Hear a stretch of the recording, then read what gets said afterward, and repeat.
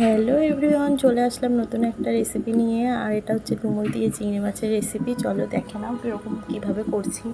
প্রথমে ডুমুরটাকে এভাবে কেটে নিলাম। ডুমুরের চারি সাইড দিয়ে শুধু জাস্ট ডুমুরের যে মাংসটা বলে সেটাকেই নিলাম। তোমরা কে কী বলো বলে দিও।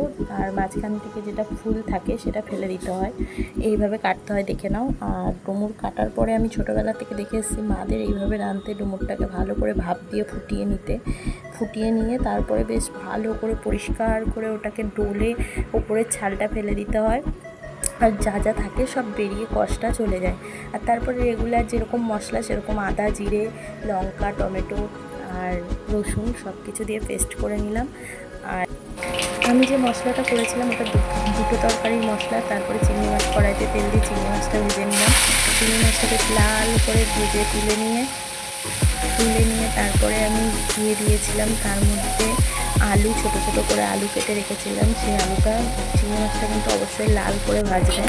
আমি এই চিংড়ি মাছগুলো নিয়েছি বাজার থেকে, একদম ছোটো ছোটো যে চিংড়িটা হয় সেই চিংড়িটা। তোমরা চাইলে বড় চিংড়ি দিয়েও করতে পারো।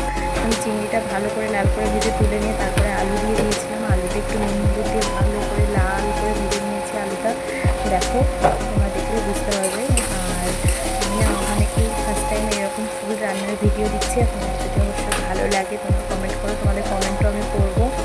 আর যারা যারা ইউটিউবে আমার চ্যানেল আছে, ইউটিউব চ্যানেলে গিয়েও দেখতে পারো রান্নার ভিডিও। আর এই যে এখানে তারপর মশলা দিয়ে নিলাম। আমি না বেশি মশলা তরকারিতে ইউজ করি না, খুব কম মশলা দিয়ে তরকারি করি। আর যেহেতু এটা একদম অল্প পরিমাণে, তো সেই কারণে অল্প মশলা দিলাম। আর একটু চিনি ছড়িয়ে দিলাম। তোমরা কারা কারা কষানোর সময় তরকারি একটুখানি চিনি দাও, চিনি দিলে আমি তো কালার আর ফ্লেভারটা খুবই খুব সুন্দর হয়।